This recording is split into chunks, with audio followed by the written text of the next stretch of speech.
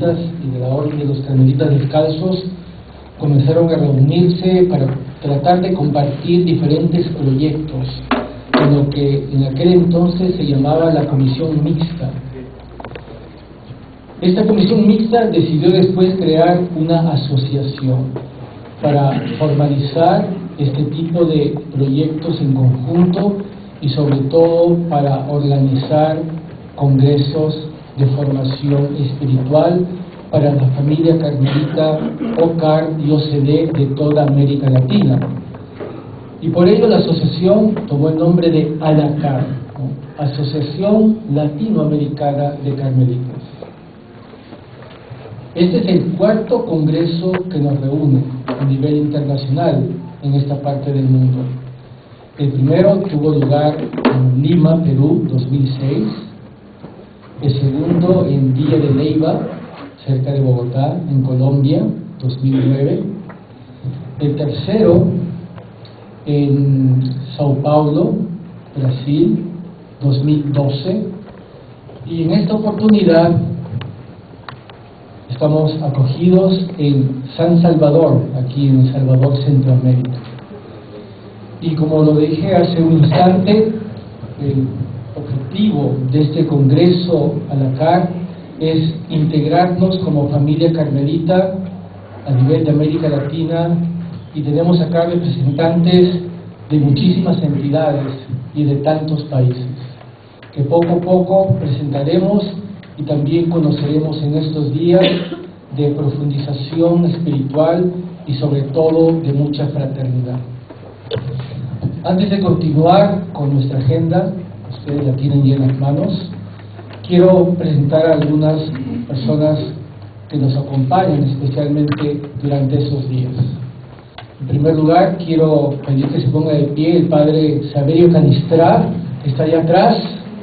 El padre Saverio, un aplauso para él. Padre Saverio es propósito general de la Orden de los Carmelitas y le damos un fuerte abrazo también porque hace pocos meses fue reelegido en este importante cargo por un nuevo sexenio. Felicidades.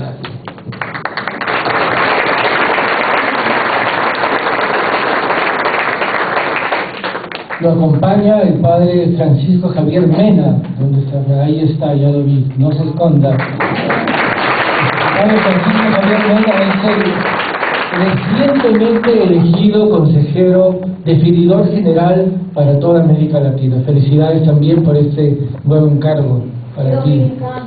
Y es dominicano, por si acaso es dominicano. Lo han sacado de su isla para llevarlo a Roma. Muy bien, también nos acompaña el padre Fernando Millán, prior general de los Carmelitas,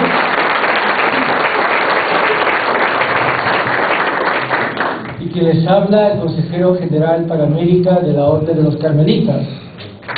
Raúl David. Obviamente estamos aquí en San Salvador por la inmensa generosidad y fraternidad de los hermanos carmelitas descalzos aquí en Centroamérica. En este caso, nuestro anfitrión principal, el provincial de Centroamérica, el padre Osvaldo Escobar. Ahí está atrás.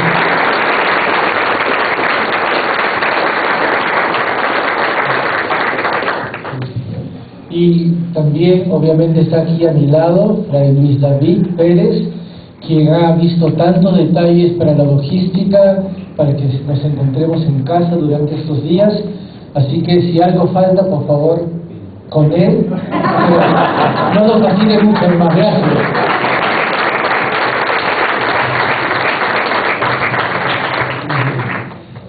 Entonces, somos un grupo bastante variado. Y anoche, para quienes no estuvieron, mencioné la importancia de tratar de comunicarnos, sobre todo con aquellos que no son de nuestra cultura y más aún de nuestra propia lengua.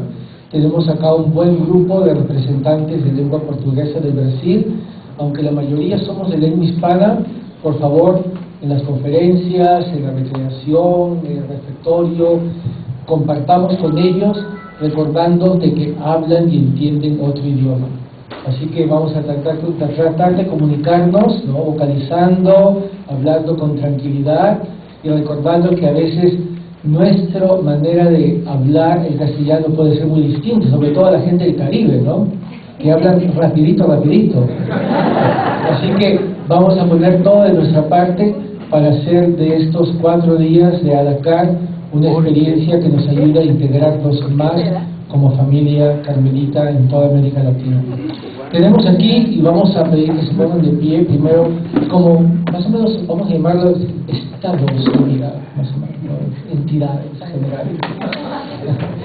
Y quiero, por favor, que se pongan de pie porque para nosotros es una alegría muy especial y un honor contar con la presencia de nuestras madres de vida contemplativa. Creo que hay 9 de ellas que nos acompañan. Un aplauso para ellas.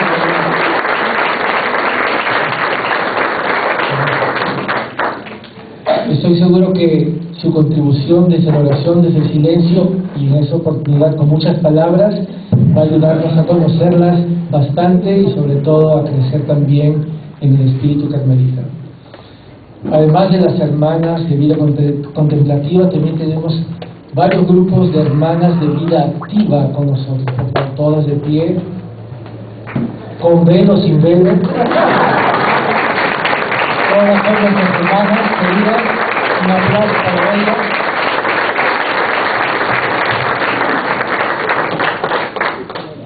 ¿Qué sería la orden y la iglesia en general sin la presencia y el apoyo de nuestros laicos a nivel de las terceras órdenes, a nivel de tantos grupos, cofradías, etcétera, que nos apoyan en los ministerios y que desde su propia vocación también saben transmitir la riqueza de nuestro carisma? Por favor, todos los laicos que se pongan de pie. Un aplauso para todos ellos.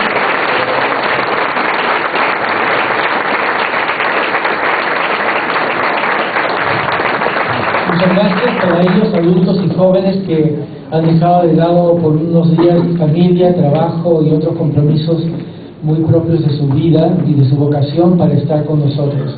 Bueno, y finalmente, como es lógico, tenemos también una muy buena representación de nuestros frailes Ocar y Losebe. De pie todos, por favor.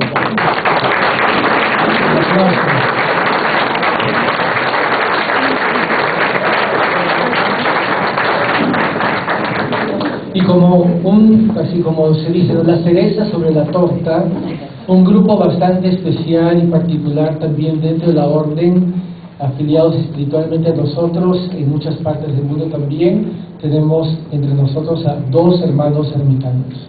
¿Dónde están, por favor? Allá están atrás.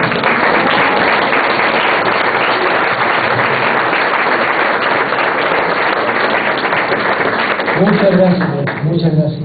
Entonces, como ven, somos una buena representación de lo que podríamos llamar, sin falta de respeto, el zoológico carmelita de América Latina.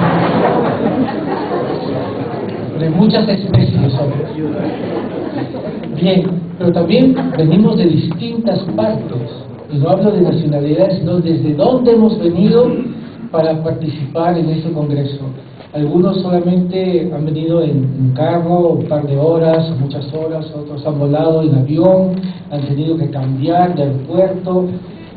Nuestros ermitaños que solo vienen desde Santiago tenían un vuelo programado, un viaje quizás de 10, 12 horas, que vino siendo de casi 48, pobres.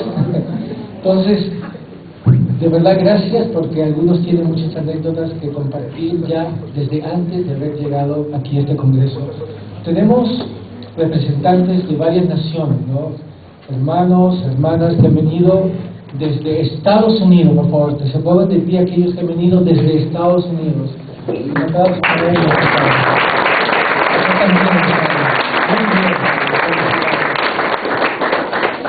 Desde México. Ahí estamos, desde México.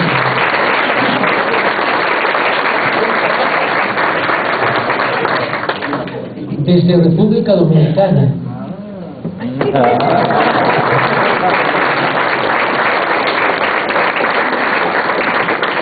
Otra isla bella, Puerto Rico.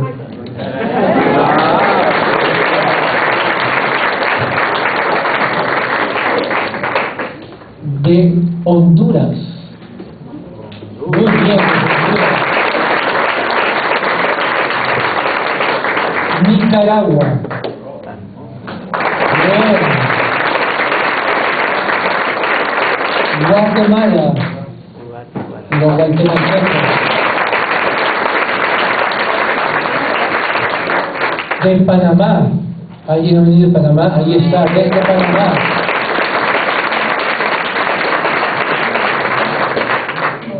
Aunque difícil la situación, desde Venezuela.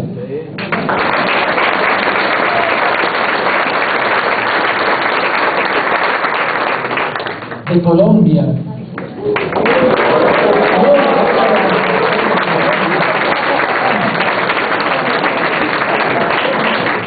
Ecuador.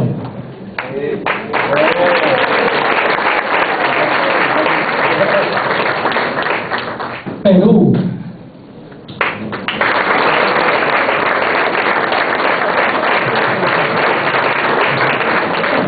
Bolivia.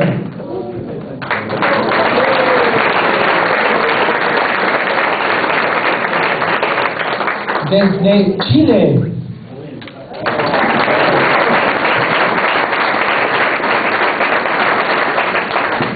Argentina.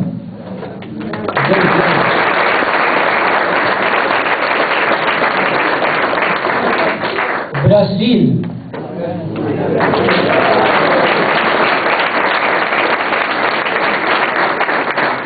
Y obviamente el país anfitrión, El Salvador. Bravo.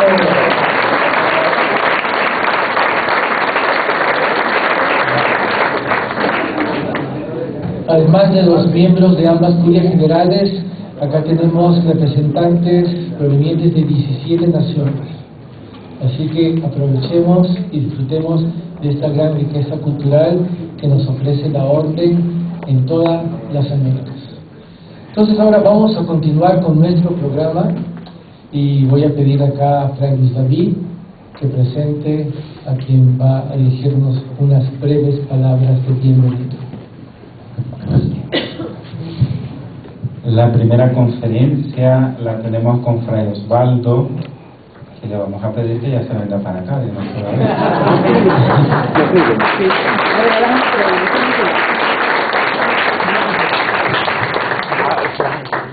Osvaldo es salvadoreño, es de este país y es el provincial de los Carmelitas Descalzos de América Central. Aunque lo vean así un poco serio, es por la conferencia nada más. Sí. Porque, como dice Santa Teresa, con él podemos tratar como con amigo, aunque sea el señor provincial, ¿verdad?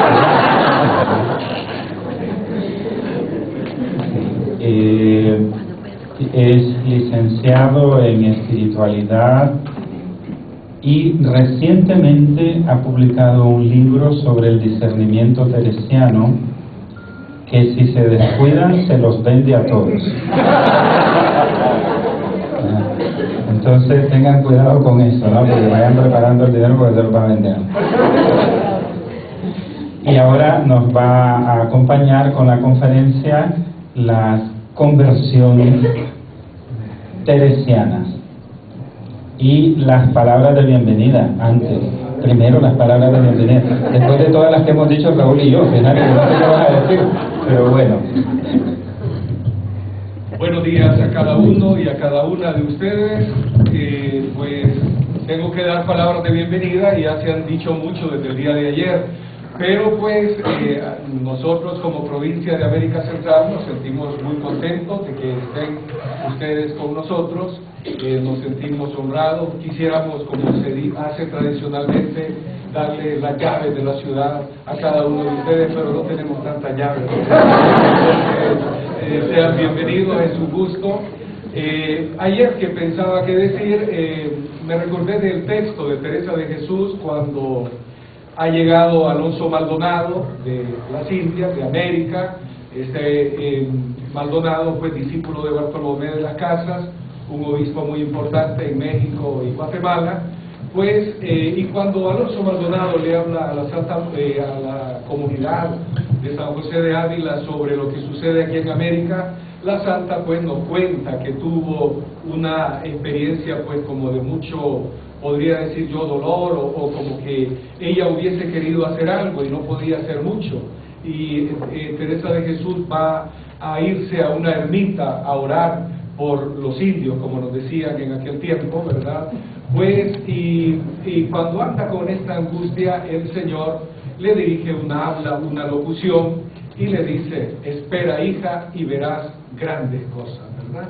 Pues en aquella oración un tanto ferviente de la Santa Madre en aquella ocasión, ya de alguna manera estaba prefigurado todo esto, ¿verdad?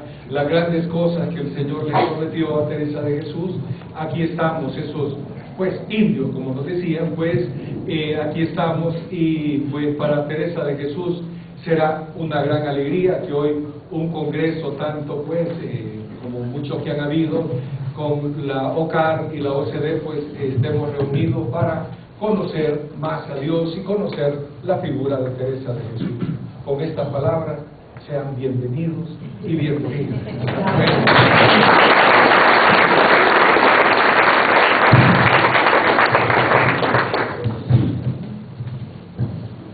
Quiero invitar por favor al Padre Fernando Millán que nos acompañe acá adelante durante esa solo la primera parte de la mañana, para que no estén incómodos, para que no se pongan nerviosos tampoco acá Osvaldo.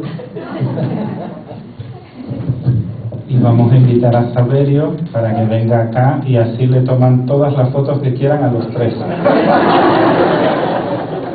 Y aprovechan ahora.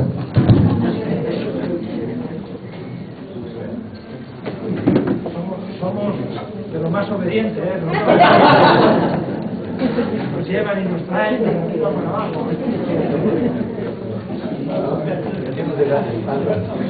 Amigo, ¿usted me puede grabar un rato? Después que le pagan, no, después que le pagan una Antes copia. de comenzar estaba yo un tanto nervioso, pero se imaginarán ahora, ¿verdad? Pues, mejor del otro.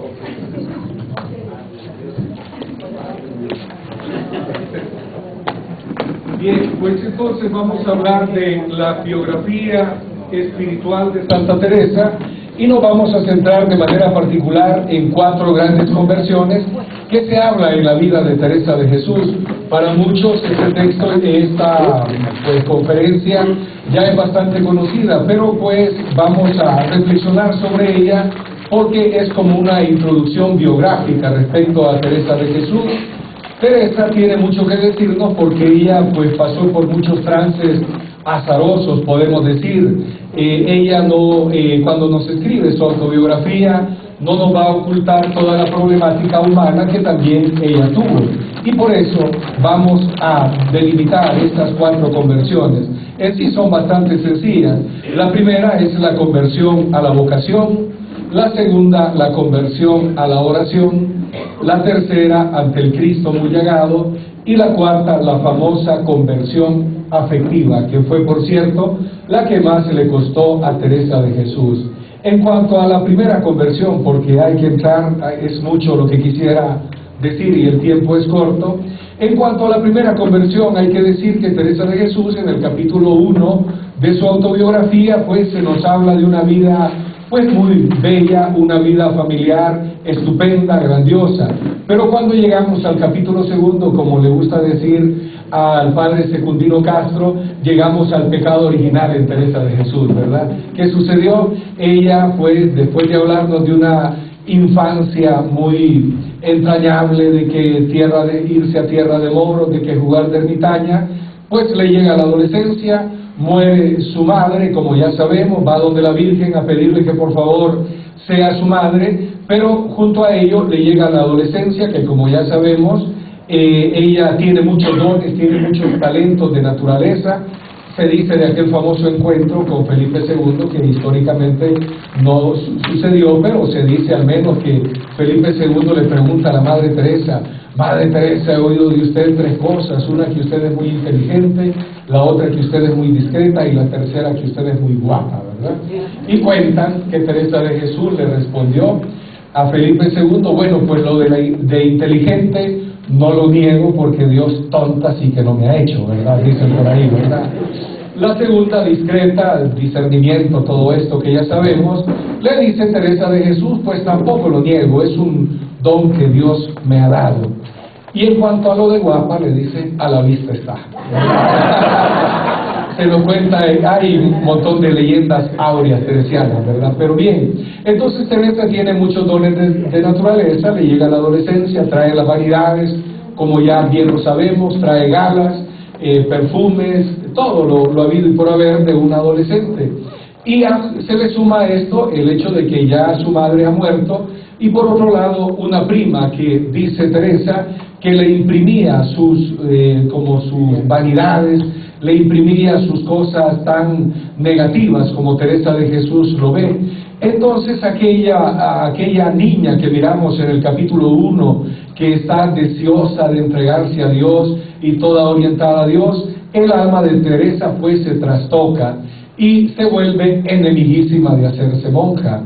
Don Alonso, como ya sabemos bien la historia, celoso de la honra de su hija, pues no le agrada para nada aquellas amistades, y pues además la servidumbre de Teresa de Jesús le traía recaditos por aquí y por allá de muchachos. No estaba el WhatsApp, ni el Facebook, ni toda esta cuestión, pero entonces la servidumbre hacía algo de todo esto. Pues entonces Teresa se vuelve enemiguísima, aprovechando don Alonso, que la hija mayor se casa, pues doña María, pues don Alonso hace aquel golpe de timón, como decimos habitualmente, y hace que Teresa de Jesús vaya al monasterio de las Agustinas de Santa María Gracia. Las malas compañías en Teresa habían provocado, pues, que ella se volviera enemiguísima de hacerse monja. Al contacto con María Briceño, que era la monja encargada, que tenía fama de santa, de hecho, cuando muere María Briceño, le hacen un amago del proceso de beatificación, el cual por distintas circunstancias no fructificó. Pues bien, entonces al contacto con aquella monja que le dijo que había venido al monasterio solamente porque había escuchado aquel texto, que muchos son los llamados y pocos los decididos, Teresa decide, pues va pensando hacerse monja, pero y se le va quitando la enemistad de hacerse monja. En ese trance nos cuenta que se le fue recuperando las verdades de cuando niña, cuando todo su ser estaba orientado a Dios. Y comienza así un proceso en Teresa de Jesús de discernimiento vocacional, alrededor de 3 meses. Teresa, por un lado, va a iniciar también una campaña de oración. Teresa, cuando tenía grandes cosas que hacer, siempre inmiscuía a los demás, y en este caso va a hacer una campaña de oración y le va a pedir a todos sus amigos que por favor le ayuden a orar para que el Señor le muestre cuál es el camino que tiene que seguir, cuál es la vocación que tiene que seguir. Pero nos cuenta ella que deseaba que no fuera monja, ¿verdad? Que no le fuera a salir, y cruzaba los dedos de las manos y creo que de los pies también, para que no le fuera a salir lo de monja. Pero estuvo en ese discernimiento. Y hay que decir que cuando Teresa de Jesús decide definitivamente hacerse monja y se lo dice a su papá, algunas motivaciones en Teresa de Jesús no estaban lo suficientemente claras. Sabemos perfectamente que cuando ya hace la opción vocacional, después de esos 3 meses de dilucidar constante, ella dice que pues una de las motivaciones era que no quería casarse, y claro, miraba a su alrededor, su mamá había muerto de sobreparto, su hermana iba por el mismo camino y todo el mundo. De hecho, muchos sínodos en España, para los tiempos de la Santa, pues prescribían que las mujeres recibieran en el 7º mes la extrema unción, como se le decía, el 7º mes de embarazo, por supuesto, la extrema unción, porque muchas morían, aquí se le llama labor de parto, ¿verdad?, habitualmente. Entonces resulta que Teresa miraba eso del matrimonio no tan claro, pensaba, en aquel tiempo se pensaba, ¿verdad?, que si se entraba de religioso o religiosa, tenía pasaporte y visa directamente al cielo, ¿verdad? un antecesor de nuestro padre Saverio, el cardenal Ballesteros, que fue general, decía que muchos se iban a condenar o que nos íbamos a condenar por habernos metido de fraile o de monja, decía él, ¿verdad? No sé qué tan cierto sería. El padre no lo apoya, no, pues está claro, ¿verdad? Bien. Bien, entonces resulta que ella va a decidir ingresar de monja pensando que, pues si se hace monja cuando muera va a ir de una vez al cielo. Por otro lado, una motivación vocacional no tan clara, una amiga que tenía en otro monasterio, que había sido al parecer de la servidumbre de su casa, pues bueno, Teresa va a ser una opción vocacional, también forzándose a sí misma, aparece mucho ese verbo que se forzó a sí misma, y podríamos decir que cuando Teresa ingresa, pues eso que hoy decimos, el análisis motivacional, no estaba del todo claro. Ella tuvo que purificar sus motivaciones. Pero bueno, lleguemos al punto, decide hacerse monja, y hasta ahí, con todas estas motivaciones que tenía Teresa, podríamos decir que no hubiera progresado mucho. Pero resulta que cuando ya Teresa ingresa, se da cuenta que el Señor, por muchos rodeos, así lo dice ella, le había traído a casa donde habían monjas pues tan santas. Entonces Teresa va a recibir ahí dos confirmaciones que para el discernimiento vocacional es sumamente importante.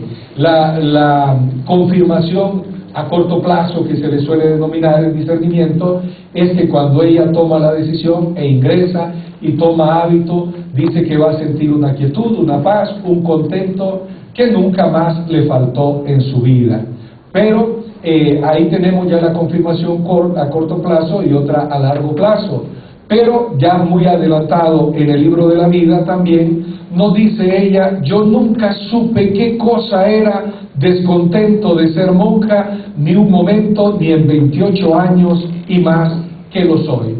Teresa se va a dar cuenta pues que aunque algunas de sus motivaciones no estaban del todo claras, el Señor, como hoy decimos en discernimiento, pues le confirmaba su decisión con la quietud, con la paz, con el gran contento que lo tuvo cuando comienza su noviciado y que dice ella que le continuó a lo largo de su vida. Ahí se confirma pues la vocación, porque algunos o algunas cuando ingresan o ingresamos, la misma pues cambio de vida, pues el encontrarse con unos hermanos que decimos tan maravillosos, aunque a los 2 meses es otra cosa ya, ¿verdad? Pues se experimenta contento, pero ella lo experimenta cuando ingresa y le continuó a lo largo de toda su vida, la confirmación a largo plazo. Por eso cuando Teresa va a discernir sobre sus vocaciones, siempre lo hace pues uno de los criterios que ella siempre le va a prestar atención es al contento que traen sus vocaciones. Y yo podría abundar aquí en textos respecto a este contento. Para ella era fundamental. Es decir, algo así lo que dirá ahora el Papa Francisco, que donde hay religiosos siempre hay alegría, y laicos, sobre todo si son carmelitas, ya sea OCAR o CDS, ¿verdad? Siempre hay alegría. Pues eso, ¿verdad? Por eso Teresa siempre sobre el contento, y miraba, se fijaba en qué contento traían las vocaciones que iban a ingresar, y también le prestaba atención al descontento. Y el descontento en la vida religiosa ella lo va a ver con una nota de fatalidad. Y ella dice, ¿verdad?, que la monja que no está contenta, que mejor se vaya, porque si no va a tener un infierno aquí, y ojalá que allá afuera no tenga otro. Y llega a tener unas expresiones muy interesantes, dice ella: porque sé lo que es una monja descontenta, dice. Y continúa Teresa diciendo: crea que una monja descontenta, yo la temo más que a muchos demonios. ¿De acuerdo? Un fraile descontento también es terrible, ¿verdad? Y un laico, un seglar descontento es terrible. Bueno, en cuanto a la conversión a la vocación, recalcar estos aspectos. Teresa tiene que hacer una purificación de motivaciones y tiene 2 confirmaciones, la a corto plazo y la de a largo alcance, que podríamos decir, y siempre el contento es un distintivo vocacional.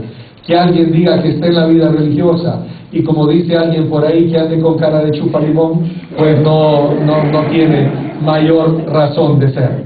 Bueno, vámonos a la segunda conversión, porque el tiempo apremia. La segunda conversión, como sabemos, es a la oración. Esta conversión es interesante porque, según la autobiografía teresiana, la tentación más grande que ella experimentó a lo largo de toda su vida fue cuando, por el cuento de humildad, como ella lo dice, pues dejó la oración, al parecer, durante 1 año y medio.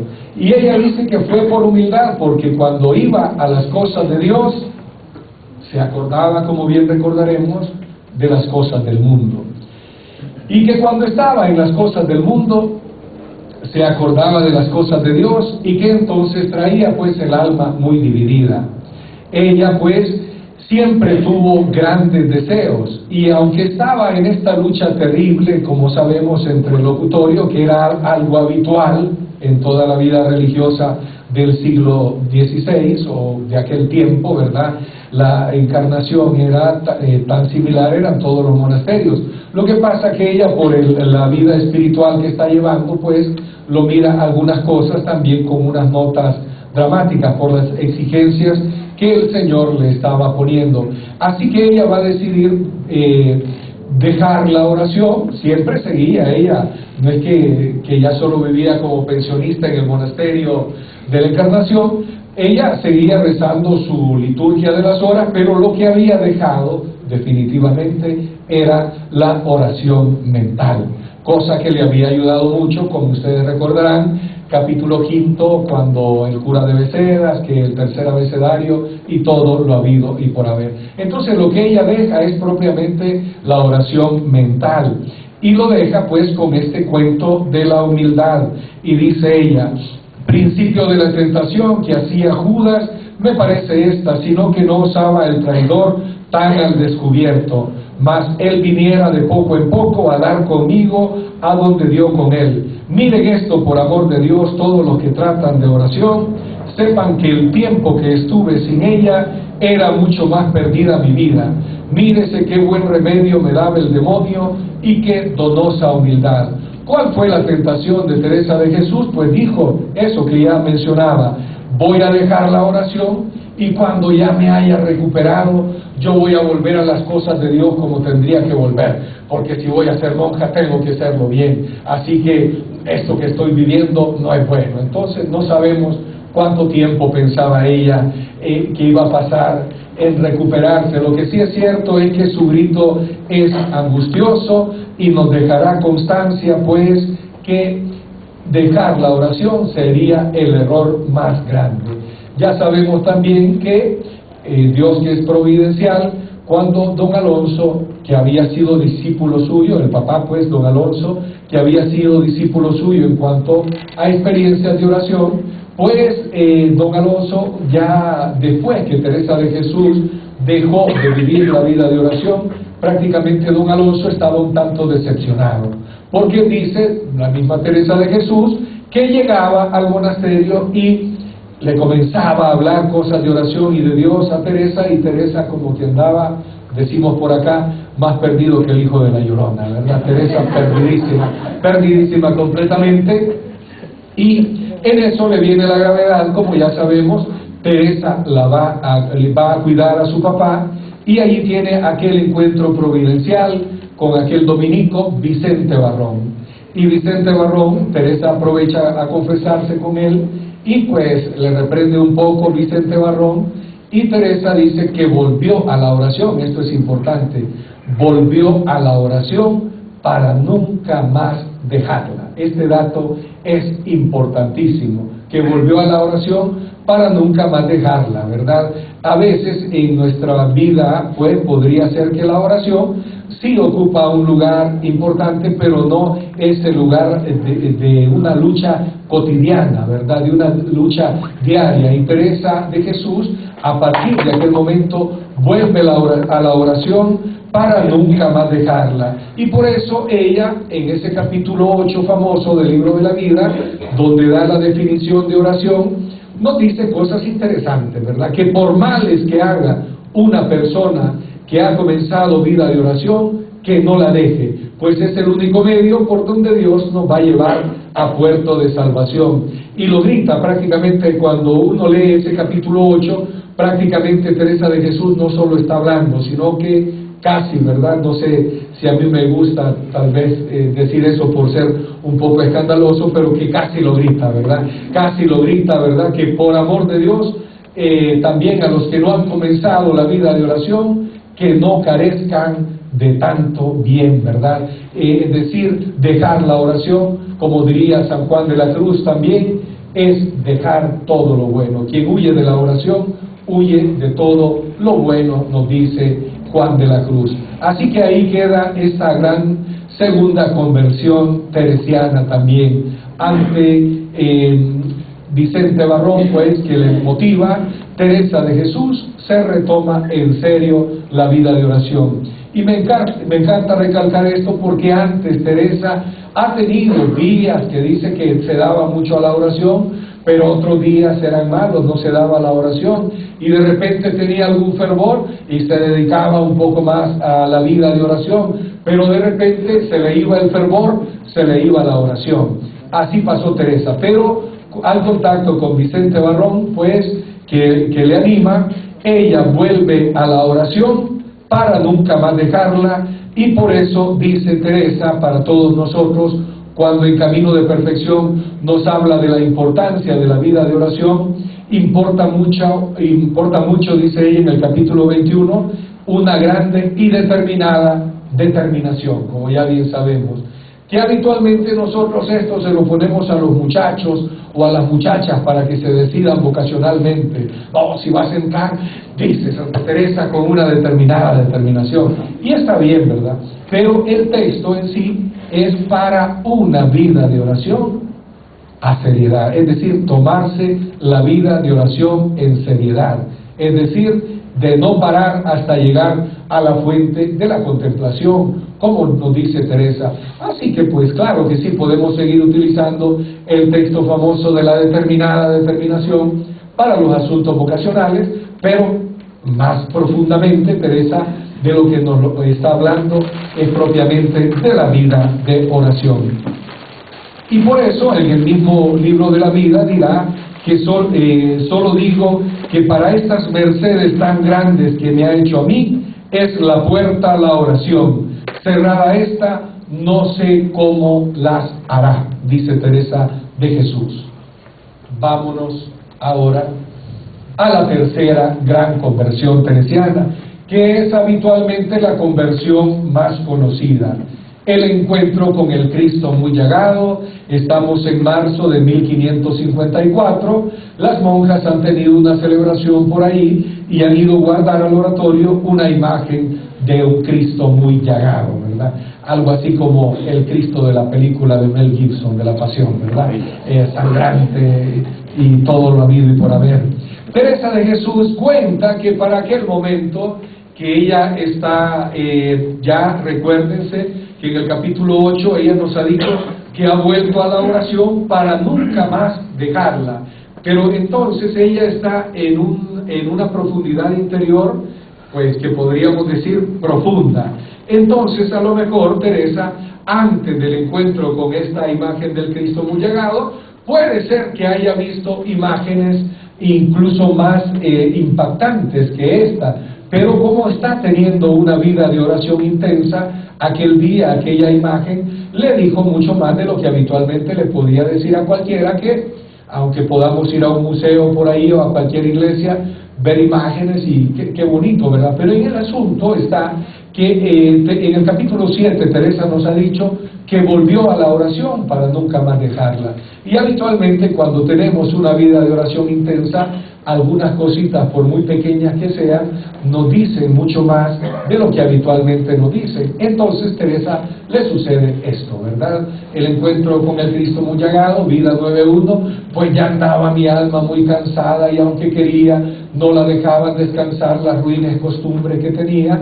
Acaeció un día que entrando en el oratorio vi la imagen que habían traído de un Cristo, o sea, una imagen muy devota, y que viéndole tal, dice Teresa de Jesús, que ella le impactó, se turbó mucho, porque representaba muy bien, pues, lo que el Señor había pasado por nosotros, como ya bien lo sabemos. Aquí a mí me gusta explicar dos datos importantísimos. El primero es el siguiente: cuando Teresa llega a esta experiencia del Cristo muy llagado, dice en el número 3 del capítulo 9, que esta vez ante el Cristo muy llagado, que se tiró, se arrojó cabe él con grandísimo derramamiento de lágrimas, y que le dijo en otras palabras que ella no se levantaría de ahí hasta que él, pues en otras palabras, le diera la gracia de la conversión. Dice Teresa que le aprovechó mucho porque ya yo desconfiaba de mí y había puesto toda mi confianza en Dios. Teresa, antes de este encuentro con el Cristo muy llagado, resulta que había hecho muchos esfuerzos por convertirse, pero es como a veces sucede, pues sin querer hablar mal de nadie, en muchos grupos en nuestra América Latina que te dan como una formulita de vida espiritual y que encerres tu vida espiritual en ese cuadrito, por decirlo de alguna manera. Entonces ella estuvo haciendo prácticas de alguna cosa, pero ¿cuál era el problema? Que ella no rendía toda su voluntad al Señor, ¿verdad? No rendía toda su voluntad, se preocupaba por hacer alguna penitencia de cuando en cuando, aunque ella nos confiesa en el capítulo 18 de las fundaciones que de las mortificaciones y esto de las penitencias solo conocía el nombre, dice, ¿verdad? Ella dice, ¿verdad? Pero con todo y todo, más de alguna cosa practicaba. Pero ¿qué pasaba? Tenía puesta su confianza en ella. Pensaba que era ella la que se tenía que convertir. Y aunque es cierto, ¿verdad?, que Dios viene a planificar el esfuerzo humano, pero después Teresa, ante esta experiencia del Cristo muy llagado, cae en la cuenta que la conversión también es un don que viene de lo alto, ¿verdad? Ella se rinde ante el Señor y va a poner toda su confianza en Dios, y dice que aquella vez le hizo bien esto que hizo porque ya desconfiaba de ella misma y, como decía, había puesto toda mi confianza en Dios. Y a partir de ese momento, esto de tener la confianza en Dios va a abundar en todos sus escritos. Un texto, por ejemplo, es: quiere su majestad y es amigo de ánimas animosas, como vayan con humildad y ninguna confianza de sí. El famoso capítulo 13 del libro de la vida. Otro texto: el que más alto estuviere, más ha de temer y fiar menos de sí.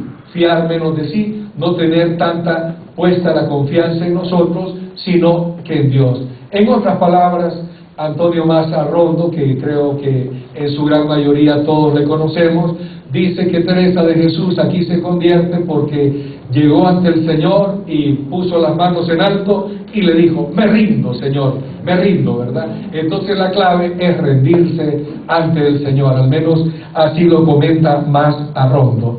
Entonces, recalcar este primer dato: Teresa pone la confianza en Dios, se da cuenta pues que la conversión, aunque importa el esfuerzo humano, pero es una gracia que también viene de lo alto, y ella, en medio de sus debilidades, en medio de las incoherencias que tenía, pues supo abandonarse en Dios. Otro dato, pues el segundo, que a mí me gusta resaltar de esta conversión ante el Cristo muy llagado, es la experiencia que tuvo Teresa de la compunción, como se le suele denominar habitualmente. ¿Qué es esto? Pues el reconocer, en contexto religioso, pues el reconocer los males, los pecados que hemos cometido. Teresa, en aquel día ante el Cristo muy llegado, se da cuenta que este acontecimiento de la muerte del Señor no es solamente una consideración piadosa, podríamos decir, considerar la muerte del Señor. No, Teresa cae en la cuenta que los pecados y las debilidades que ella había tenido estaban presentes en aquella muerte del Señor. En otras palabras, Teresa de Jesús se da cuenta que verdaderamente Jesús ha muerto por ella. Es decir, que dejó, mejor dicho, de experimentar solamente este acontecimiento de la pasión como algo, pues así como una consideración piadosa, como les decía, sino que sintió ella, se sintió involucrada en esa muerte del Señor. Ese dolor de los pecados, habitualmente en la vida de los santos y en la teología espiritual, siempre se le une la compunción con el famoso don de lágrimas, que no es lo mismo que ser llorón o chillón, como dicen por ahí, ¿verdad? O chillona, sino que es un dolor en las profundidades. Y no se trata tampoco de exacerbar el sentimentalismo, ¿verdad? Como algunos grupos aquí en América Latina, yo no sé, pero al menos aquí en Centroamérica sucede que cuando llevan hombres o mujeres a retiros de conversión, que aquí al menos en Centroamérica habitualmente los retiros de conversión comienzan los viernes por la noche, ¿verdad? Entonces, desde que reciben a estos hombres y mujeres el viernes por la noche en un retiro, comienzan a darle, como decimos acá, garrote, ¿verdad? Que eres un pecador, mira lo que has hecho, que te has revolcado en el pecado, que no sé qué, que no sé cuándo, y toda la noche así, ¿verdad? Y el siguiente día los levantan tempranito y vuelven que el pecado, que el pecado, que el pecado, y al mediodía del sábado ya les comienzan a hablar de la misericordia de Dios y ya, ¿verdad? Entonces, no, ¿verdad? En Teresa de Jesús es al contrario, ¿verdad? Esto de experimentarse pecador, del dolor de los pecados, es una experiencia que le llega a Teresa. No digo que eso sea malo, porque, como dice Juan de la Cruz, Dios se acomoda al proceder de cada alma, ¿verdad? Pero en el caso de Teresa de Jesús, ella es una experiencia propia, pues, o que el Señor le concede, mejor dicho, la que va a tener. Y esto, pues, de la compunción o el don de lágrimas es algo habitual en la vida de muchos santos en la historia de la Iglesia. El primero que trata esto sistemáticamente, el don de lágrimas, ¿verdad?, que es distinto al sentimentalismo, es el biógrafo de San Antonio, es decir, San Atanasio.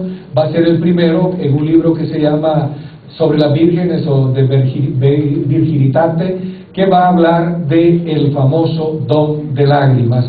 Y a Teresa de Jesús se le adjudicó este don, al parecer lo tuvo durante algún tiempo.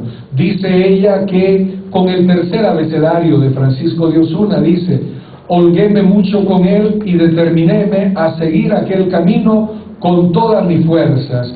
Y como ya el Señor me había dado don de lágrimas, Teresa conoce que el Señor le había dado el don de lágrimas, y gustaba leer, comencé a tener ratos de soledad y a confesarme a menudo y a comenzar aquel camino teniendo aquel libro por maestro. Pero en otros momentos también, nos dice Teresa, un ejercicio orante que hacía desde antes de ser monja era la consideración de Jesús en el huerto y el texto famoso de la Magdalena.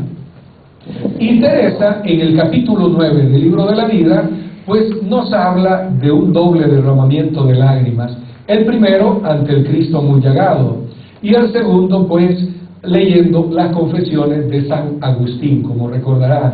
Entonces, la diferencia de los sentimentalismos espurios que pueden haber por ahí es que el don de lágrimas, cuando es auténtico, deja efectos grandes en la persona.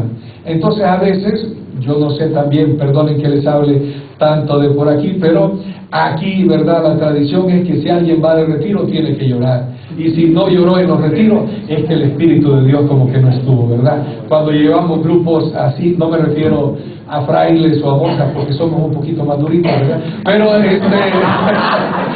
me refiero pues a gente así, seglares y demás.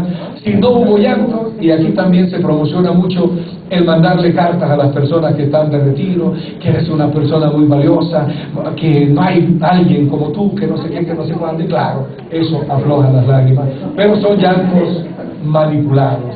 Del don que estamos hablando es un don del Espíritu, ¿verdad? Un don que concede a algunos santos. Bueno, entonces, el segundo derramamiento, leyendo las confesiones de San Agustín. Y Teresa de Jesús en algunos momentos va a decir que hay unas lágrimas que son mujeriles, dice ella. Yo no sé por qué lo dice así, ¿verdad?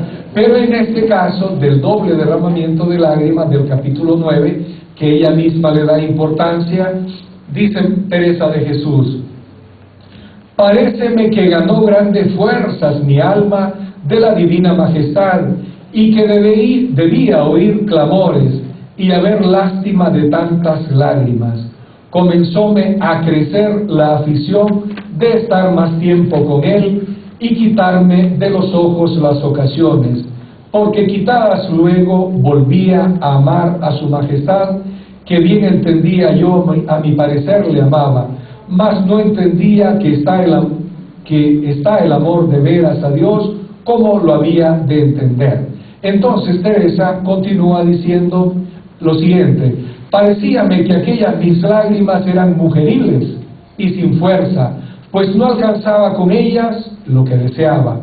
Pues con todo creo que valieron, porque como digo, en especial después de estas 2 veces, del doble derramamiento de lágrimas que les decía, de tan gran compulsión de ellas y fatiga de mi corazón, comencé más a darme a oración y tratar menos en cosas que me dañasen, que aunque no las dejaba del todo, sino que, como digo, fueme ayudando Dios a desviarme. Entonces, estas lágrimas le provocaron efectos. ¿Qué efecto le provoca a Teresa? Se va a dar más a las cosas de oración. No fue un sentimentalismo, solo llorar y llorar ya, no. Los efectos, volvió más a la oración, se dio más a la oración y procuró más soledad y comenzó a apartarse también de cosas que le dañaban en su seguimiento de Cristo, aunque no las dejaba del todo, ¿verdad? Lo ha dicho también, no las dejaba del todo, porque nos está dejando materia para la 4ª gran conversión, ¿verdad? Entonces, este es el famoso conversión ante el Cristo muy llegado, que no es solamente que se encontró con las imágenes y ya, sino que, como sabemos bien, en discernimiento espiritual y de manera particular en discernimiento teresiano, ¿verdad? Que siempre bueno que leamos sobre discernimiento teresiano. Bueno, el asunto está, ¿verdad?, que una merced del Señor, como Teresa de Jesús dice, siempre tiene que dejar efectos. Es decir, en una visión, una locución, que si la Virgen tenía el vestido blanco, que si el manto era celeste, que si no sé qué, que no sé cuándo, que cómo eran los zapatos de la Virgen, eso es irrelevante. Para Teresa lo que le importa de una gracia mística es los efectos que deja en la persona. ¿De acuerdo? Cualquiera, como yo no sé por sus países, pero por aquí abunda mucho la charlatanería mística, ¿verdad? Charlatanería mística, pues, y hay muchos religiosos y religiosas que a veces andan detrás de todas las pseudoapariciones habidas y por haber. Para Teresa no le interesan esos datos que habitualmente les interesa me ocurrió así, o se me ocurrió a mí, o estos noticieros así, sino que a Teresa lo que le interesa, cuáles son los efectos que deja en la vida de la persona. Y si deja efectos, probablemente la experiencia sea buena, pero si no deja efectos, ya podría ser que toman café con San Pedro, la Virgen, Santa Teresa, lo que sea, ¿verdad? Pero no pasa absolutamente nada. Entonces, la experiencia ante el Cristo muy llegado, 2 grandes efectos: la confianza en Dios y, por otro lado, el grandísimo derramamiento de lágrimas, tanto ante el Cristo muy llegado como a leer las confesiones de San Agustín. Vamos a la 4ª conversión. Esta, verdad, solo lo leemos porque todos los que están aquí son iniciados en vida espiritual, no porque sería prohibido para menores de profesión solemne, ¿verdad? Pero vamos a hablar un poquito de todo ello. Y es que Teresa de Jesús nos ha dicho anteriormente, les leí el texto, que aunque las lágrimas provocaron estos efectos y el encuentro con el Cristo muy llegado también, había cosas que no dejaba del todo. ¿Y cuáles son esas cosas que no dejaba del todo? Pues eran unas amistades, que aunque con esas amistades no pecaba, ¿verdad?, pero no le encaminaban de mejor manera en lo que ella sentía, unas exigencias inferiores, mejor dicho. Ella tenía unas grandes exigencias interiores, sentía que el Señor le decía que se diera más a la oración y más a Él, y ella gastaba mucho tiempo en amistades que no le ayudaban mucho. En su Facebook tenía 5.000, ¿verdad? 5.000 y todo lo habido y por haber, y tenía su grupo de WhatsApp, los 5 que al presente los amamos en Cristo, ¿verdad? Por decirlo de alguna manera, ¿verdad? Entonces Teresa no dejaba todo eso, pero dice ella pues que sentía que no ofendía a Dios, pero el problema no era ese. El problema es que ella tenía unas exigencias personales que no quería darles respuesta. Y en ese momento que tiene ella el noviciado místico, pues como se le suele denominar, pues comenzó aquella consulta con los sacerdotes, que ya saben ustedes, ¿verdad?, que los primeros confesores de Teresa de Jesús no hay que recomendárselos a nadie, ¿verdad? Eso no hay que recomendárselos a nadie. Pues después de todo eso, como ya saben, llegaron los jesuitas a la ciudad de Ávila, y en aquel tiempo los jesuitas tenían fama de santos, ¿verdad? Hoy mucho más porque el Papa es jesuita también, ¿verdad? Entonces, ¿verdad?, tenían fama de santos, y resulta pues que como el primer director espiritual también, esto es gracioso, ¿verdad? El primer director espiritual, habrá que decir que Francisco de Salcedo, el famoso caballero santo, que después se hace sacerdote, pero con quien Teresa comenzó a tratar sus asuntos propiamente fue con él, porque cuando llegó Gaspar Daza, como recordarán, que tenía fama de santo en Ávila, pero no le comprendió para nada a Teresa de Jesús, y ni tan siquiera la quiso confesar, ¿verdad? Eso de que se llega a un monasterio y que las monjas piden que se les confiese, ya desde los tiempos de la Santa Madre, ¿verdad? Con Gaspar Daza sucedió eso, ¿verdad? Bueno, pues aparte de eso, vienen los jesuitas, recuerden ustedes, el primero que la va a atender es el famoso padre Cetina, que no tenía en la Compañía de Jesús, sus archivos no eran muy positivos porque le miraban así como medio mediocre. Pero Cetina le va a ayudar mucho y le va a ayudar a Teresa a decirle, lo que usted tiene es verdaderamente de Dios, y a que medite más la pasión. Con todo y todo, Cetina le dice que resista las mercedes que el Señor le quiere dar, ¿verdad? Bien, en ese tiempo viene también el duque de Gandía, como recordarán, Francisco de Borja, y Teresa de Jesús se confiesa con él, y Francisco de Borja le asegura que también lo que ella está experimentando es de Dios. Así que ya estaba más o menos la situación resuelta. Lo que no le entendían eran los sacerdotes que le habían confesado de primero, que como recordarán no tenían una buena formación, porque como recordarán también los seminarios mayores, que hoy les llamamos así, va a ser el Concilio de Trento el que lo va a crear, ¿verdad? Entonces los sacerdotes que atendieron en un primer momento a Teresa de Jesús, pues resulta que no tenían una formación así muy densa, podríamos decir, debido a esa malformación del clero, es de que viene el Concilio de Trento y que los sacerdotes se formen de mejor manera, ¿verdad? Porque ustedes recordarán los consejos que le daban a Teresa de Jesús, ¿verdad? Aquellos confesores de las higas y otras cosas por ahí, con el perdón de nuestros padres generales aquí, ¿verdad? Pero Martín Lutero, como ya saben muchos, tenía unos exorcismos muy interesantes, ¿verdad? Dice él, ¿verdad?, que cuando le llegaba la tentación y le decía, vos dividiste a la iglesia, vos has separado, que no sé qué, dice Martín Lutero que él comenzaba a ofender al demonio, al mal espíritu, y que cuando llegara la tentación había que decirle al mal espíritu palabrotas que Dios no se enojaba por eso, porque como era para el demonio se le podría decir, hijo. Pero dice Martín Lutero también que a veces ni con esas malas palabras se viven, ¿verdad? Y ya el padre general se está riendo, perdón, y dice que él recurría a otro exorcismo muy simpático, ¿verdad? Cuando no se le iba la tentación con esos medios, él recurría a expulsar el mal espíritu con sus gases estomacales, ¿verdad? Lo dice él, ¿verdad? Lo dice él, perdón, ¿verdad? Ok, bueno, sigamos. Bueno, vuelvo al punto, porque esto de divertirse mucho es muy teresiano, ¿verdad?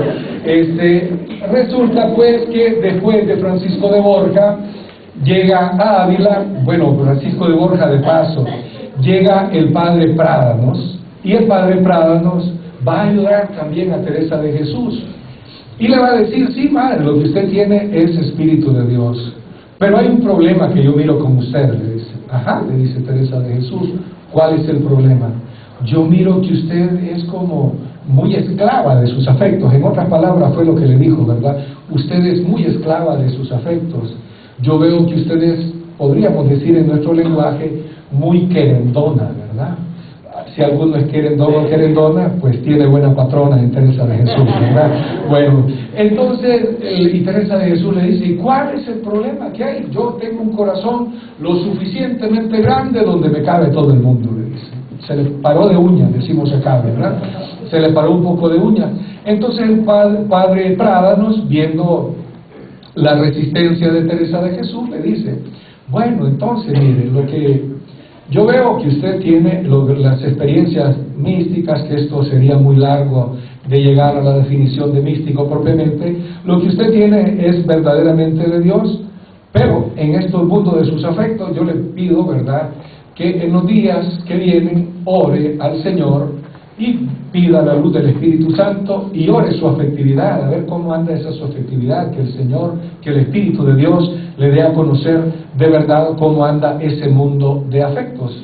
Y ya sabemos, capítulo 24 del libro de la vida, número 5, dice Teresa que ella, obediente como era, va a orar, se encomienda al Espíritu Santo e inmediatamente tuvo el famoso primer éxtasis, ¿verdad? El primer éxtasis acompañado de una locución que ya sabemos, ¿verdad? Ya no quiero que tengas conversación con hombres, sino con ángeles. Y a partir de aquel momento, el corazón desintegrado de Santa Teresa, aquel corazón que parecía un rompecabezas de 1000 piezas, comienza a integrarse, ¿verdad? Recordemos que según Teresa de Jesús, las locuciones o las hablas, como ella le llama, tienen una fuerza performativa, es decir, que las hablas vienen a realizar lo que dicen verdaderamente. Teresa de Jesús, en muchas... y otra propiedad es que nunca se pueden olvidar de la memoria. Dice Teresa de Jesús que las locuciones que se reciben, uno no le puede cambiar ni una tilde ni una coma, y ya te podrían dar 70 Alzheimer juntos y nunca se te olvidaría la locución que recibiste, porque es hablando y obrando, dice Teresa. Pero entonces una de las propiedades de las locuciones es que el Señor, con las palabras que da o locuciones verdaderas, viene a realizar lo que expresa. En muchas ocasiones Teresa de Jesús andaba un poco ajolotada, decimos aquí en salvadoreño, eso significa estresada, pues estresada, ¿verdad? Y escuchaba una locución que le decía, haya paz, Teresa, que aquí estoy yo. Es decir, encuentra la paz, Teresa, que aquí estoy yo. Y dice Teresa que inmediatamente todo su sistema nervioso central, no lo dice así, ¿verdad? No lo dice así, pero todo su sistema nervioso central entraba en la quietud, en la paz y en la calma, ¿verdad? Yo algunas veces, queriendo imitar a la Madre Teresa, sobre todo en estos últimos 2 años que he andado con estrés, me digo a mí mismo, haya paz, Osvaldo, que aquí estoy yo, y ni fu ni fa, nada, porque me las estoy diciendo pues a mí mismo. Bueno, entonces dice Teresa pues que en aquel momento sintió ella aquello que se le suele denominar la conversión afectiva. Ya no quiero que tengas conversación con hombres, sino con ángeles. No se trataba de que ahora iba a hablar con ángeles del cielo, sino que eran todas las mediaciones humanas que el Señor le mandaba, pero que le iban a ayudar a encaminarse en su propia vida. Pero el problema que se resuelve en Teresa de Jesús en este momento, pues es un problema que tiene raíces profundas. Es decir, ya desde los primeros años en su juventud, prácticamente el problema viene siendo el mismo. Y Teresa de Jesús, cuando es monja ya, pues resulta que ustedes recordarán aquel famoso capítulo 7 del libro de la vida, o el capítulo 7, cuando ella nos narra de que pues su afectividad era bastante vulnerable, y cuenta ella que al principio de conocer a una persona, un famoso viejo verde que llegaba por ahí, ¿verdad? Espero que todos entiendan el término viejo verde. Pues Teresa tuvo aquella representación de un Cristo muy enojado, ¿verdad? De un Cristo muy enojado. Pero ella dijo, esto me lo habría imaginado. Seguramente dentro de unos siglos va a salir Freud diciendo que es represión, qué sé yo, dijo Teresa de Jesús, ¿verdad? Pero bueno, tuvo la experiencia esta de un Cristo muy enojado. Pero continúa el relato del capítulo 7 y dice Teresa que estando con la misma persona, vieron venir un zapote, es decir, un sapo grande que nadie supo de dónde vino, a dónde se fue, etcétera, etcétera. ¿Y qué pasaba? Teresa mira que tanto el Cristo muy enojado como el famoso sapo grande o la sabandija grande eran señales que el Señor le estaba mandando de que no le convenían para nada aquel tipo de amistades. Aparte de todo eso, dice Teresa, había otra familiar ahí en el monasterio que le decía: Teresa, en otras palabras, ¿verdad? Sí, en buen latinoamericano: Teresa, ten cuidado con ese viejo verga. Y ella dice, Teresa de Jesús, que se enojaba, que se molestaba y le decía que qué barbaridad, que se escandalizaba sin qué ni para qué, que qué mente más sucia, que no sé qué, que no sé cuánto, ¿verdad? Así sucedía. Teresa tenía ese problema, ¿verdad?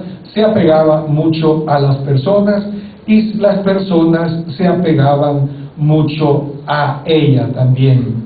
Y es que ella nos cuenta un texto, ¿verdad?, que solo lo leemos así privadamente en familia carmelitana, y dice ella, Vida 37:4: tenía una grandísima falta de donde me vinieron grandes daños, y era esta, que como comenzaba a entender que una persona me tenía voluntad, en aquel tiempo y aquí en América Latina todavía se utiliza, fulano me tiene buena voluntad, es que me quiere, pero también sabemos muy bien lo que significa fulano no me tiene buena voluntad, es decir, que no te traga, ¿verdad? No te traga ni con aceite. Pero bueno, pues, ¿verdad? Tenía una grandísima falta de donde me vinieron grandes daños, que era esta, que como comenzaba a entender que una persona me tenía voluntad, y si me caí en gracia, dice Teresa, ¿verdad? Si me caí en gracia, porque tampoco estoy en baratillo, dice Teresa de Jesús, ¿verdad? Y si me caí en gracia, me aficionaba tanto que me ataba en gran manera la memoria a pensar en él. Dice en él, no dice en ella, ¿verdad?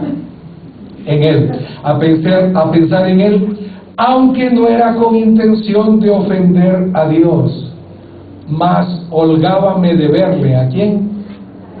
A él, y de pensar en él y en las cosas buenas que le veía a él, ¿verdad? Gracias, Padre Fernando. Era cosa tan dañosa que me traía el alma harto perdida, dice Teresa de Jesús. Esto es hermoso en Teresa de Jesús. Gracias a Dios, a ella no le escribieron la biografía, sino que ella no nos oculta, ¿verdad? En otras palabras, aquí hay Carmelita Seglares, y una madre, pues, llega a una hija y le dice: mamá, fíjate que conocí a fulano y paso todo el día pensando en él y me gusta recordarme de él y las cosas buenas que le miro a él y que no sé qué, que no sé cuándo. ¿Qué le dirían estas madres de familia a sus hijas? Eso que están pensando, ¿verdad? Eso que están pensando. Entonces, este era el problema de Teresa de Jesús. Pero cuando escuchó aquella famosa locución: ya no quiero que tengas conversación con hombres, sino con ángeles, Teresa comenzó a amar, pero con libertad. Antes amaba, pero esclavizándose de las personas, y lo que es peor, haciendo que las personas se esclavizaran a ella. A partir de aquella locución, pues ella va a comenzar a querer con libertad. Y no significa, Teresa no entendería a esas personas que dicen: yo voy a amar solo a Dios y voy a guardar mi corazón solo para el Señor. Teresa diría: ¿y esto? ¿Qué le pasa?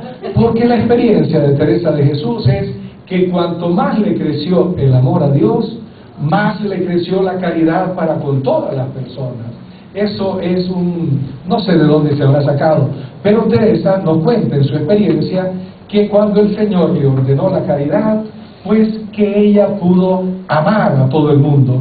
Hay un texto que a mí me encanta, de Meditación de los Cantares o Conceptos del Amor de Dios, que dice así, Meditación de los Cantares 6:13: ordenó en mí el Rey la caridad, tan ordenada que el amor que le tenía al mundo se le quita, y el que así le vuelve en desamor, y el que a sus deudos queda de suerte, importantísimo, que solo los quiere por Dios, y el que a los prójimos y el que a los enemigos no se podrá creer si no se prueba es muy crecido el que a Dios tan sin tasa. Es decir, que cuando crece el amor a Dios, cuando es verdaderamente experiencia del amor de Dios, siempre nos va a crecer también el amor al prójimo, ¿verdad?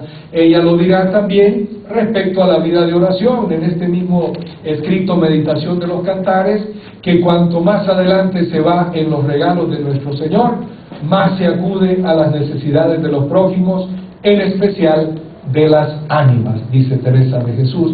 Así que esto es importante. Teresa se le ordenó la caridad, pero más que hacerse de su corazón pequeño, más bien se le hizo más grande. Y se le soltaron las ataduras con las que ella se enredaba y con las que ella también hacía que las demás personas se le enredaran. Dice Teresa de Jesús, de esta famosa experiencia del ya no quiero que tengas conversación con hombres, sino con ángeles: Dios sea bendito por siempre, que en un punto me dio la libertad que yo con cuanta diligencias había hecho muchos años no pude alcanzar conmigo, haciendo hartas veces tan gran fuerza que me costaba harto de mi salud, como fue hecho de quien es poderoso y Señor y verdadero de todo, ninguna pena me dio. El Señor le liberó. Para esta experiencia de ya no quiero que tengas conversación con hombres sino con ángeles, le ayudó también a Teresa de Jesús las famosas experiencias cristológicas que se encuentran en el capítulo 28 del libro de la vida, que un día de San Pedro contempla a Jesucristo como se le pinta resucitado. Y dice ella que después que vio el rostro del Señor y la gloria de Jesucristo como resucitado, ya no miraba a nadie, ¿verdad?, en su comparación que dijera qué guapo, qué guapa, ¿verdad?, por decir algo, sino que dice hasta asco le da, dice ella, ¿verdad?, dice ella, a saber, pero así lo dice al menos expresamente.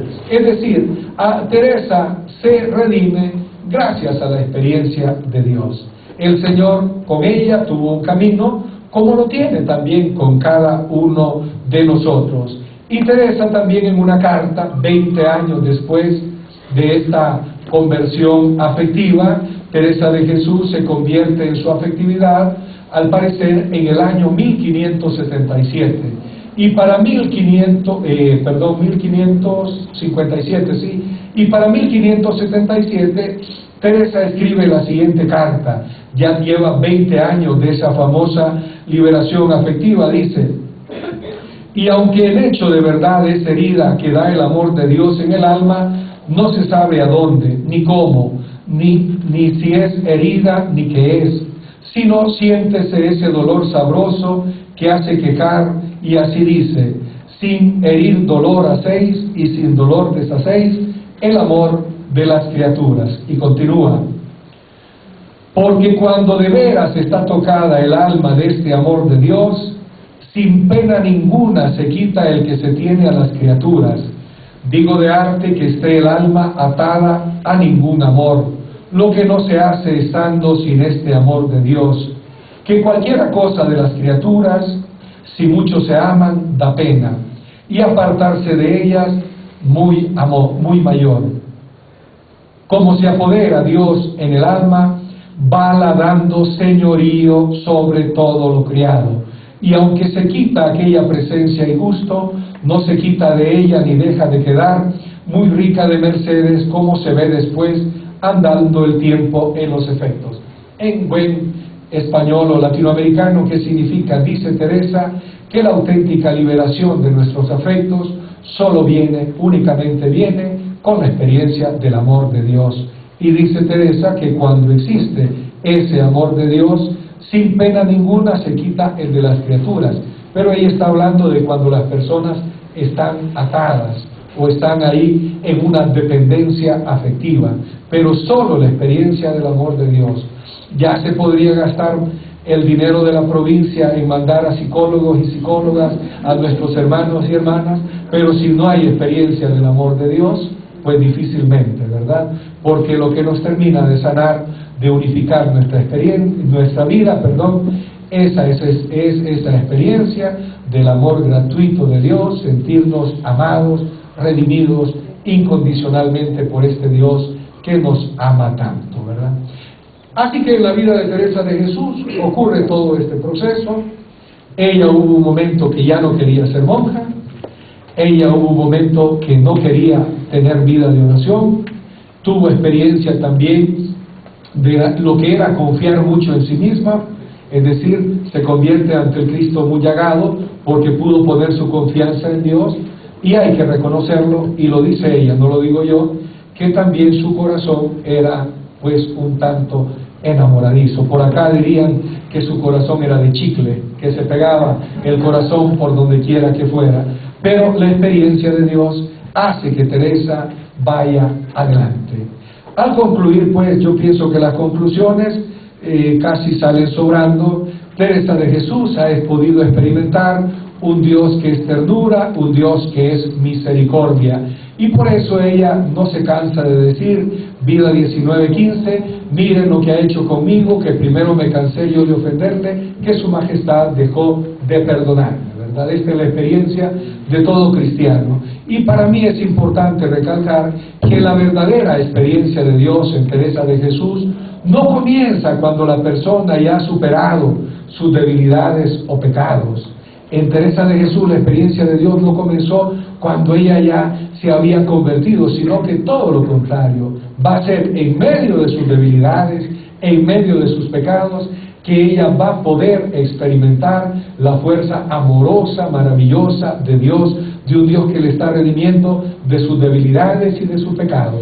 Por eso Teresa de Jesús no se cansa de dar ánimos animosos a todos nosotros, y que sepamos confiar de esa misericordia divina, porque en Teresa de Jesús se reproduce aquello que San Pablo decía, ¿verdad? Que muy a gusto presumo de mis debilidades, porque así residirá más portentosamente en mí, pues, la gracia de Dios, ¿verdad? Esto es importante. Así que para todos nosotros, Teresa de Jesús nos dice eso, ¿verdad? Tu experiencia de Dios verdadera no comienza cuando superes esa debilidad o ese pecado que te tiene atado, sino que en medio de esa debilidad, de ese pecado, vas a ir experimentando en tu vida el Dios libertador, el Dios que te redime y te salva. Para concluir, unos pensamientos de Teresa. Bien sabéis, mi Dios, que entre todas mis miserias nunca dejé de conocer vuestro gran poder y misericordia. Y otro, bueno, mejor dicho, de San Pablo, pero él me dijo, mi gracia te basta, pues mi fuerza se realiza en la debilidad. Por tanto, con sumo gusto seguiré vanagloriándome sobre todo en mi debilidad, para que quede de manifiesto en mí la fuerza de Dios.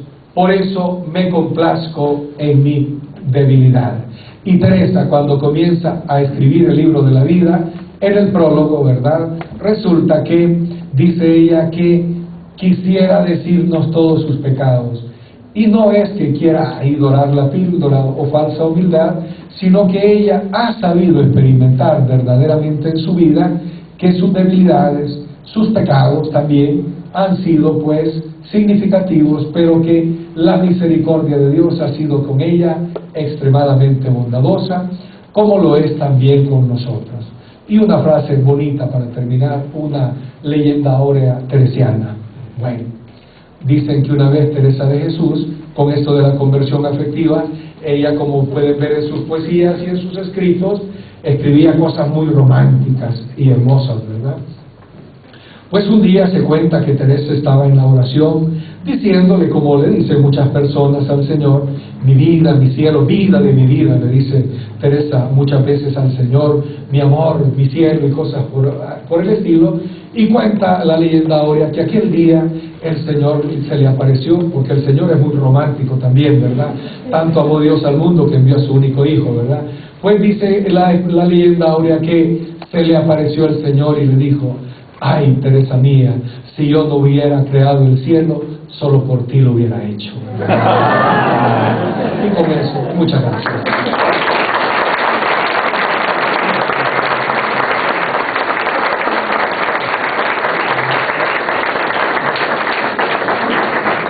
¿Preguntas?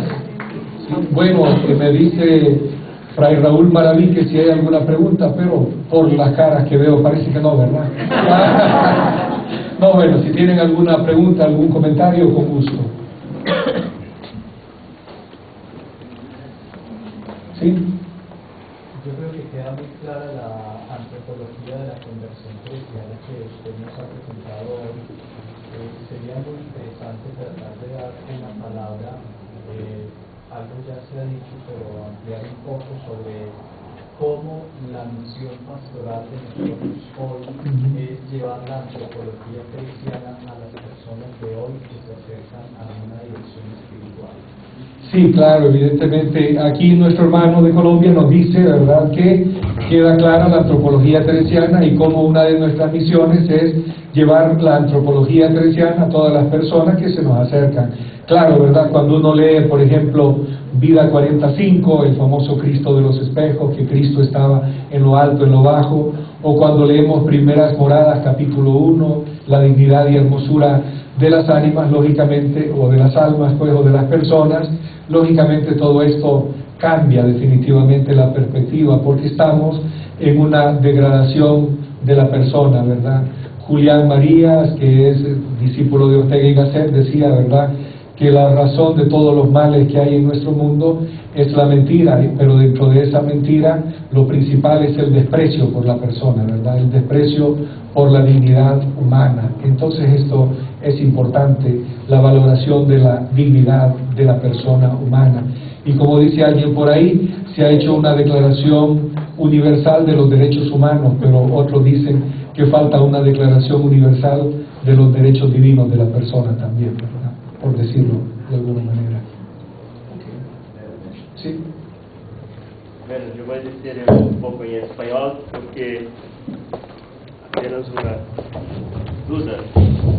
El tiempo de aridez, en portugués aridez, pero en español yo no sé, aridez, de Teresa, ¿cuánto tiempo? Y eso se hace durante todo ese proceso de conversión. Bueno, Teresa de Jesús, en cuanto a su vida de oración, digamos los primeros 20 años, directamente más que aridez, lo que tiene es como que por rato se da la vida de oración y por rato se descuida. Iba un poco a cuenta fervores, como muchas veces se dice, ¿verdad?, en base a los fervores. Pero ya Teresa, incluso cuando vuelve a la vida de oración, va a tener episodios grandes de aridez espiritual. Es decir, por ejemplo, Sectas Moradas, capítulo 1, capítulo 11, nos hablan de la noche oscura teresiana, de esos periodos de a veces un tanto prolongados, aunque el que mejor habló estos periodos de aridez fue Juan de la Cruz, ¿verdad? Pero Teresa de Jesús nos deja referencia también en el capítulo 11 del Libro de la Vida, que ella, ya dándose a la vida de oración, experimentaba muchos momentos de aridez, y a veces dice que donde más aridez le venía, a veces era en Semana Santa también, ¿verdad? En Semana Santa, que ella quería vivir la mayor profundidad, y era cuando dice que casi que si no fuera por la celebración litúrgica que se había tenido, no entendería que habíamos estado celebrando Pascua, dice, por ejemplo, lo dice en su autobiografía, ¿verdad? Entonces la aridez en Teresa de Jesús, los primeros 18 años no les podemos calificar de aridez propiamente, sino más bien de cierta frivolidad, que por ratos se daba la oración, por ratos más intensamente, otros ratos aflojaba. Y un daño grande que le hizo a Teresa de Jesús es que cuando sale de la famosa enfermedad de cuando estuvo cuadriplégica y toda la cuestión, es que ella comenzó a tener fama de santa, y muchas personas de Ávila querían platicar con la monja que había salido como con una verdadera santidad de esa enfermedad, y eso le comenzó a dañar mucho, porque comenzó a hablar y hablar mucho, y fue pues parte de la gran crisis que ella tuvo cuando comenzaron a decir que tenía fama de santa, ¿verdad? Eso le ayudó. Entonces, en resumen, volviendo a la pregunta, disgregué mucho. Los primeros 18, 20 años no podemos decir que haya sido aridez, sino más bien cierta frivolidad ahí, o sea, no se tomaba la vida de oración en serio. Okay. Aquí hay, bueno, 3, 4, Pero allá el hermano de Colombia.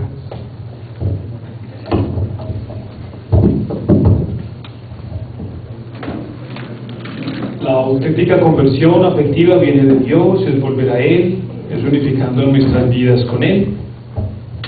En suma, se asemeja, Padre Osvaldo, al texto del Apocalipsis, volverá al amor primero, y también al texto de Juan, de permanezcan en mi amor.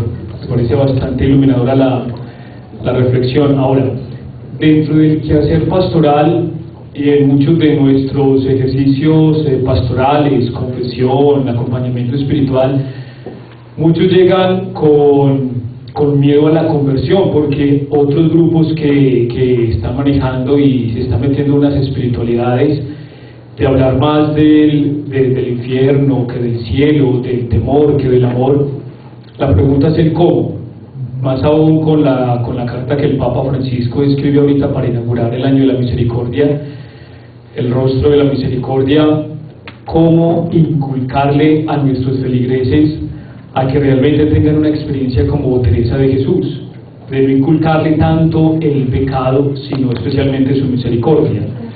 Cómo inculcarle a ellos que disfruten esa misericordia de Dios.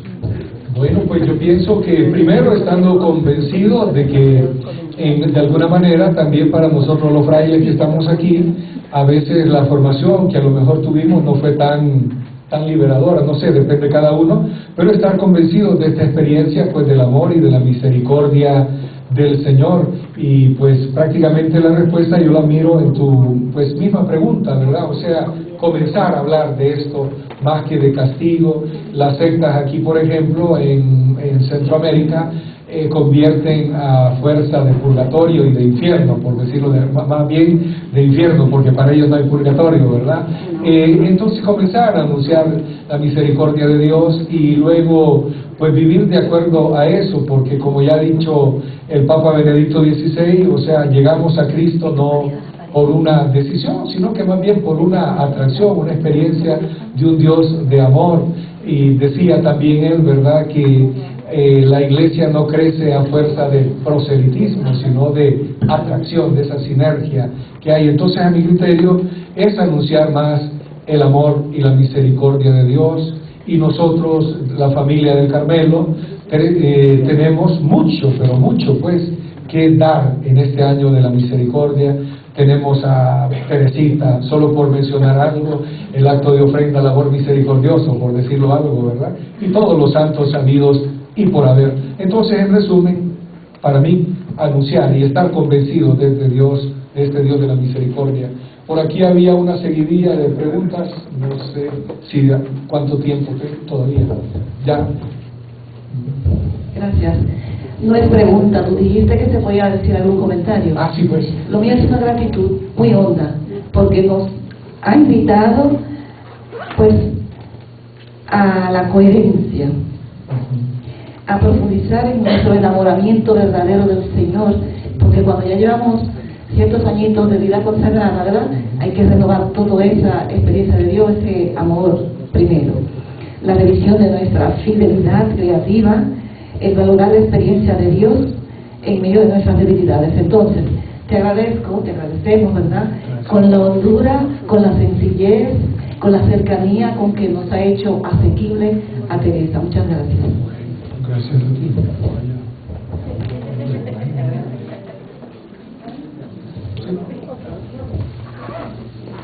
Tiempo, me dicen los hermanos de logística, pero ahí afuera pues con gusto si tienen alguna inquietud, pero el tiempo hay que prestarle atención a los signos de los tiempos.